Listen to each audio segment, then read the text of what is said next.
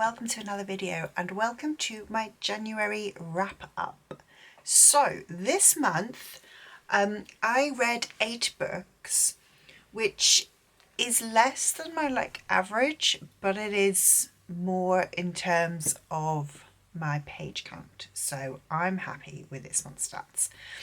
So read 8 books. I'm going to pop some of these stats up here, which I've taken from Storygraph because it's easier. There's a total pages of 5,003, and I've read 13.25 hours of an audiobook. I have not finished that audiobook, but I've read those pages. The top genres, 6 of the books I read had fantasy included in them. I've got this as 5 romances, 2 middle grade, 2 contemporary. I would say 2 middle grade, 2 romances, 4 fantasy is how I would position those genres. But I think that's fine. In terms of the format, I had 3 books on my e-reader and 5 physical books. Like I said, I am currently reading an audiobook, but I haven't finished it yet. And then in terms of my star ratings, I had 2 DNFs this month. I then had 1 at 2.5 stars, 2 at 3 stars, 1 at 3.5, 1 at 4, 1 at 4.25, 1 at 4.75, and 1 5-star read. So let's run through the books that I read and give you a little bit about them. So I'm going to start off with my DNFs. So first of all, I have got Perfume that I have DNF'd this month. This is I would call it a horror, but it's more kind of I guess it's more maybe gothic. I read this one as part of my wrapped up reading vlog, but I didn't enjoy it and I DNF'd. I got sort of halfway through, I think. This follows a young boy who is abandoned on the streets of Paris.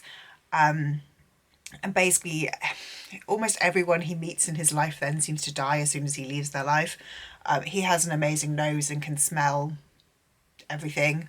And he becomes apprenticed to a perfume maker. I stopped reading after that. So not for me. The other one that I DNF'd was Just This Once by Rosalind James, I believe. That one, it was a rugby romance set in New Zealand. I DNF'd that one at about 70 pages in. So it followed our main character, who is an American woman who decided to go on holiday to New Zealand. There she met this man. And well, that's all I got in terms of reading it. But he, from the synopsis, he ended up being a professional rugby player and they had this romantic affair. So I love rugby. I was watching the Rugby World Cup and I decided to download some rugby romances from KU, and this was one of them. It just wasn't for me. I found the female main character quite irritating, and I found the male main character a bit unpleasant. The ways that he spoke about her and spoke about sex, I was a bit uncomfortable with, and especially as he was being positioned as this really nice guy, TM. So yeah, it was not for me. Getting on to the books that I did read, I'm going to go, rather than in order of the books that the order that I read them in, I'm going to go from my order of enjoyment, I think, because that sounds like a fun idea. So we're going to start off up here with Yesterday, Crumb and the Storm in a Teacup. This one is a middle grade, and unfortunately I gave it 2.5 stars. This one I read for my NetGalley reading vlog. It was fine. It wasn't fine. Who am I kidding? I didn't really enjoy it. I found the writing quite lazy. I found there were quite a lot of plot holes, and it felt to me like they were the sort of plot holes and plot conveniences that were put in there due to lazy writing, and assuming that a middle grade reader aka a child, would not pick up on them, rather than just they got missed in the editing process. And yeah, there were a few things that, like with the characters, that I didn't really like. The nods to other literature, normally I do quite like that, but it irritated me in this book. It just didn't seem to really fit. So for me, this one was not it. I then had 2 3 stars. The first one is Still Unwritten by Caroline Corey. So this book, actually, I did really like. It is possibly slightly higher than a 3 stars, possibly nearer like a 3.25, but I don't tend to do quarter ratings, except I have this month. Still Unwritten follows Fran, who is a struggling actress. She meets this guy, her landlord's hot nephew, and then it turns out that actually he is the lead singer in a K-pop band. It is a really, really cute romance. I read it in a day. I really enjoyed the 2 of them getting to know each other. What I didn't like so much in this one is all of the Taylor Swift references. Personally, I find pop culture references in books just immediately date a book, and I don't really like it. Just personal preference. It's not something that I enjoy in books. And this book was full of Taylor Swift references. So yeah, for me, it was good. I enjoyed it. It wouldn't be one that I would read again. I don't own the book physically anyway, but I would recommend this book if you are looking for a cute romance, particularly a celebrity romance. The other book that I rated 3 stars is Hideway by Penelope Douglas. So Hideway is book 2 in the Devil's Night series that started with Corrupt. So in this one, we're following the same group of characters, but we are focused on one of the different main characters, and it follows on from book 1. So in book 1, we are following a group of 4 men, who 3 of whom have been in prison for the last couple of years, and a woman called Rika, who the 3 that were in prison think she put them there. And the one guy that of the gang that didn't go to prison also thinks that she put his friends in prison. So the 3 of them get out, and they all decide to target and abuse Rika. It is a very, very dark romance. In book 2, so by the end of book 1, they're all good. The romance has started. In book 2, we follow Kai, who again is one of the 3 that were in prison, and we follow him. I'm trying to think how I can explain this without spoiling book 1. He is kind of entered into a marriage contract with the father of one of the one who turned out to be like the bad guy from book 1. Try not to spoil anything here. This one I didn't enjoy as much. I have now decided I'm DNF in the series. For me, I found the dark romance, I found there were parts of it that I was not comfortable with. For me, yeah, I would say, yeah, trigger warnings for SA and for stalking particularly. This one I just found a little bit much. I didn't enjoy it. Even though Kai is my favourite of the 4 characters, I didn't enjoy his book as much, and yeah, I will not be continuing any further with this series. So the next book that I read that I rated 3.5 stars was Lady Midnight by Cassandra Clare. So this one is book 1 in the Dark Artificer series. This one follows on from the events at the end of book 6 of the Mortal Instrument series. We are following Emma and Julian, who we met in Heavenly Fire, book 6 of Mortal Instruments. They are in the LA Institute, and them and Julian's brother, who was kidnapped by the Land of Fairy, are investigating these crimes that are happening, that are killing fairies. I gave this on 3.5 stars. Now, this book is 670 pages. The first 500 pages were probably a low 3-star. The last 170 pages were probably about a 4.5, 5-star. So I landed on like 3.5 just because the vast majority of this book I found quite boring.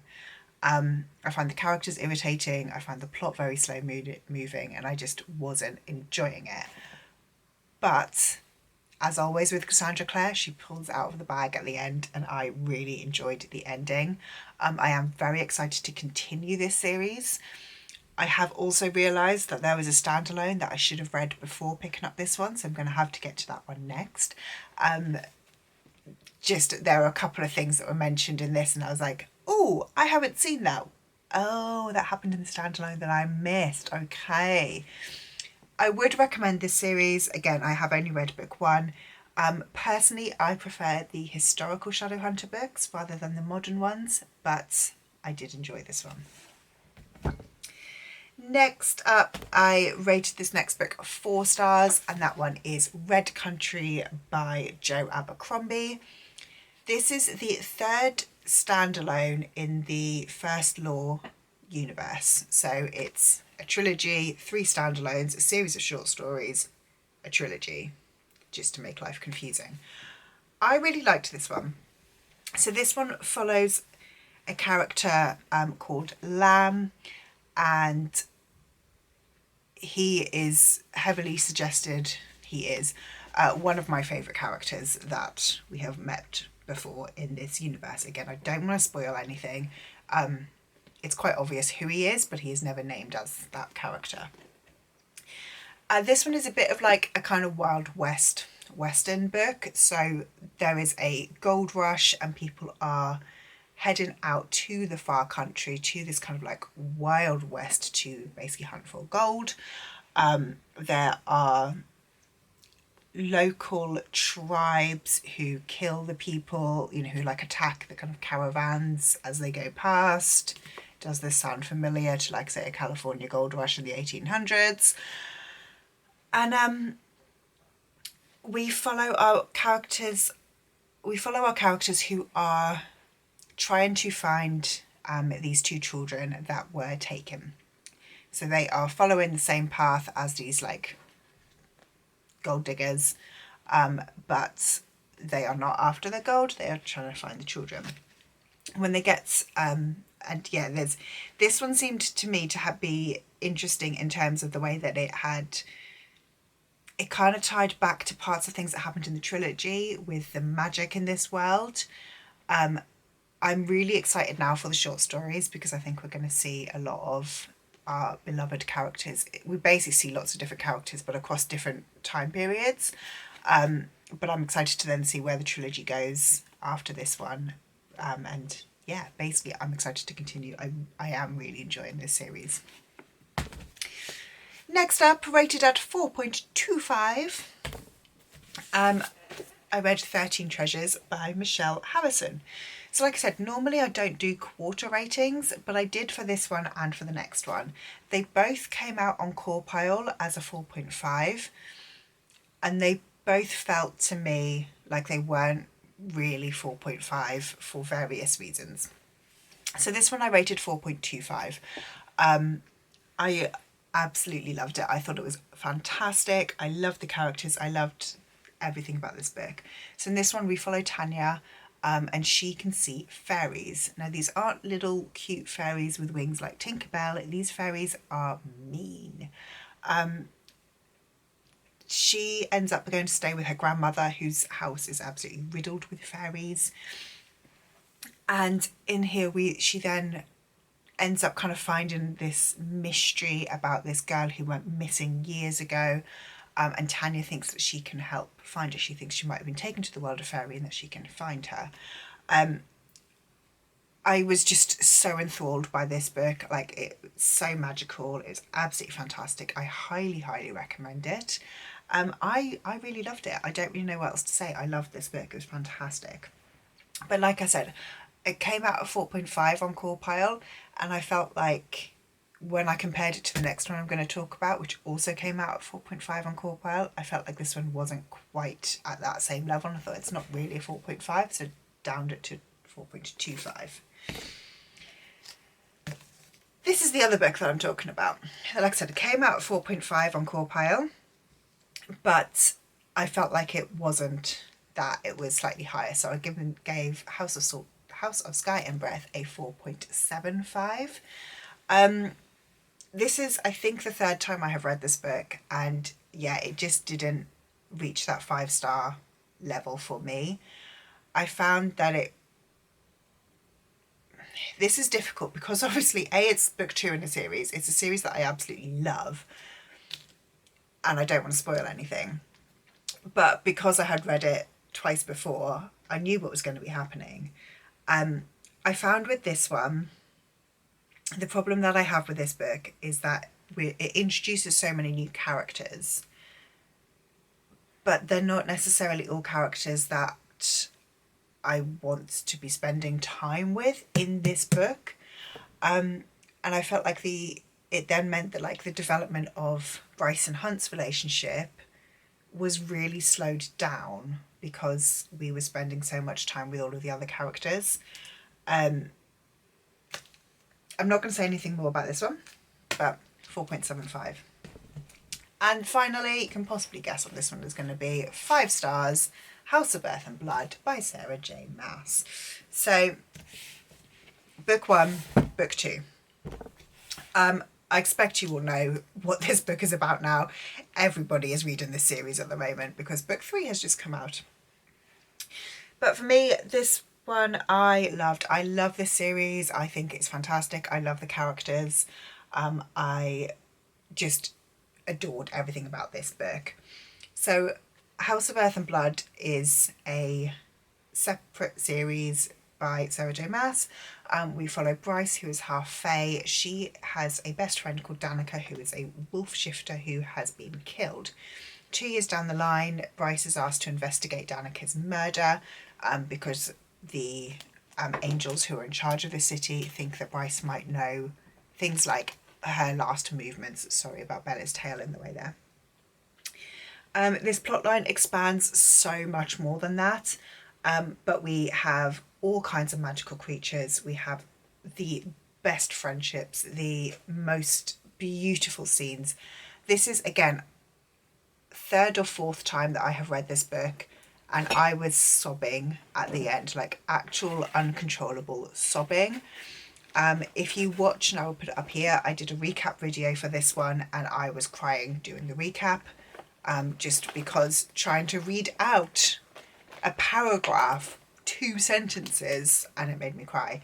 I didn't cry during the recap of House of Sky and Breath, which again is why this one is 5 stars. I adore this book. It is absolutely fantastic. I love everything about it. Say no more. So that is my January wrap up. I'm happy with this month's reading. So yes, it is less books than last year, but I'm actually going to just have a look. So like I said, I read this month 8 books and just over 5,000 pages, 5,003 pages. Compared to January 23, I read 12 books and 4,136 pages. So yes, I read 4 books less, but I read an extra 1,000 pages, mainly because of these 2 beasties. But I'm very happy with this wrap up. Let me know if you have read any of these books, and if you like this video, please leave me a like, subscribe down below, and I will see you in the next one. Bye.